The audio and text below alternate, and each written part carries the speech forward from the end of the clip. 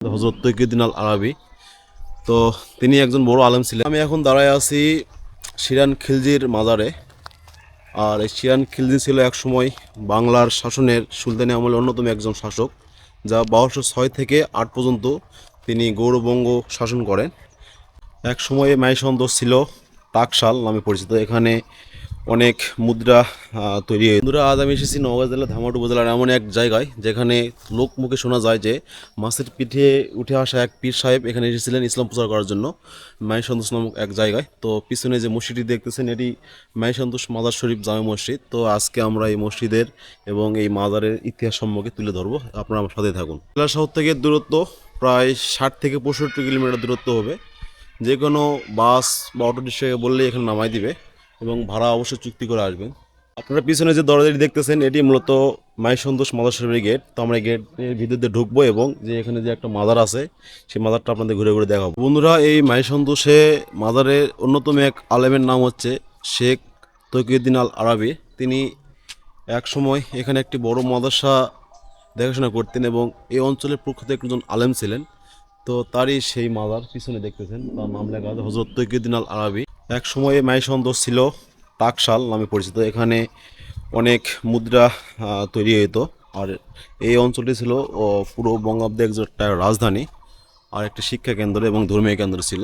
দেখুন পিছনে এর ইতিহাসগুলো, অনেক অসংখ্য ছোট বড় পাথর এবং ইটের নুড়ি পাওয়া গেছে। তো আমরা ওগুলো দেখাবো। তো বন্ধুরা, এই মাজারের আশপাশে অসংখ্য পাথর সহ ইটের নুড়িও পাওয়া গেছে। দেখুন এই যে এরকম অসংখ্য ইটের নুড়ি পাওয়া গেছে, এখনও খনন চলমান চলতেছে। তো এগুলো দেখেই বোঝা যায় যে একসময় অন্যতম ইতিহাসের কেন্দ্র ছিল এই মাইসন্তোষ মাজার শরীফ। আর এই মাইসন্তোষ মাজার শরীফ সুলতানি আমলের অন্যতম একটি নিদর্শন। এখানকার খননের সময় যে মূল্যবান পাথর মুদ্রা সহ যে ঐতিহাসিক যে নিদর্শনগুলো পাওয়া গেছে তা মূলত রাজশাহী বরেন্দ্র জাদুঘরে সংরক্ষিত করা আছে। চাইলে আমরা ওখানে দেখতে যাইতে পারি। দেখুন একদম নিরিবিলি একটা পরিবেশ। একসময় এখানে কত শাসন চলতো, কত নিয়ম নীতি চলতো, কালে বিবর্তনে আজ ধ্বংসের দিকে, যা ইতিহাস সাক্ষী বহন করে।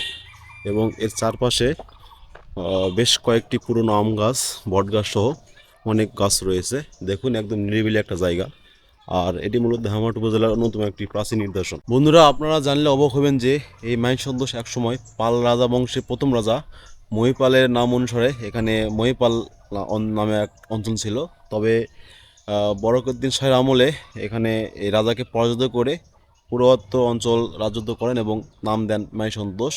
এবং পিছনেই দেখতেছেন 14 হাত কবরের একটি সমাধি। এখানেই হজরত ইখতিয়ারউদ্দিন বিন মোহাম্মদ বখতি খিলজির যে অন্যতম কয়েকজন সৈন্য সেনাপতি ছিল তার মধ্যে শিরান খিলজি ছিলেন অন্যতম, তারই সেই সমাধি এটা।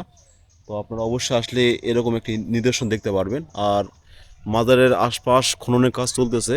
তবে আশা করা যায় যে এই মাজারের আশপাশ অনেক কিছু ইতিহাস খুঁজে বের করা সম্ভব হবে। আর এই মাজারের আশপাশ যে কিছু পাওয়া গেছে মুদ্রা, স্বর্ণ, মানে ইতিহাসের মূল্যবান যেগুলো সম্পদ পাওয়া গেছে তা রাজশাহীর বরেন্দ্র জাদুঘরে সংরক্ষিত করা আছে। আমি এখন দাঁড়ায় আছি শিরান খিলজির মাজারে।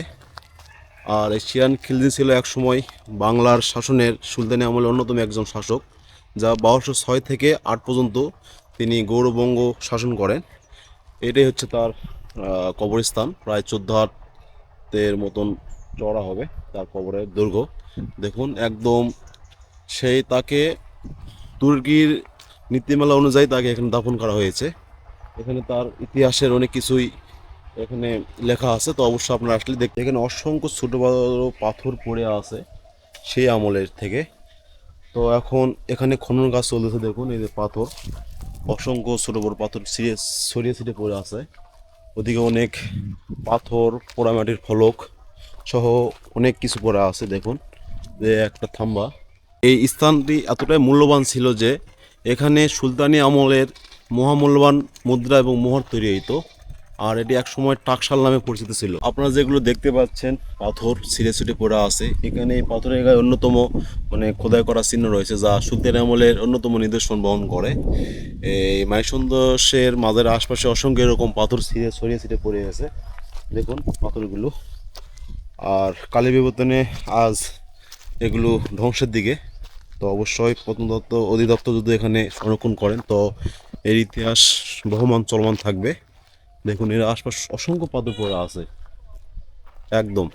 আর এটি ছিল এক সময় বাংলার রাজধানী, আর এখান থেকেই অনেক টাকা তৈরি হইতো সুলতানি আমলদের, মহামূল্যবান মুদ্রা। এবং আপনারা জানলে অবাক হবেন যে এই মাইসন্তোষ মাজার শরীফটি একদম ভারত বাংলাদেশের সীমান্তবর্তী 0 পয়েন্টে অবস্থিত, একদম ওপাশে ভারত সীমান্ত, যা পশ্চিমবঙ্গের দক্ষিণ দিনাজপুর জেলার একদম কোল ঘেঁষা একটা অঞ্চল। তো অবশ্যই আপনারা আসবেন। তো বন্ধুরা, আজকে এই ভিডিও এই পর্যন্তই। দেখা হবে নতুন কোনো ভিডিওতে। অবশ্যই ভালো লাগলে আমার পেজটি ফলো দেবেন এবং ইউটিউব চ্যানেলটি সাবস্ক্রাইব করবেন। তো দেখা হচ্ছে নতুন কোনো ভিডিওতে। সবাই ভালো থাকবেন।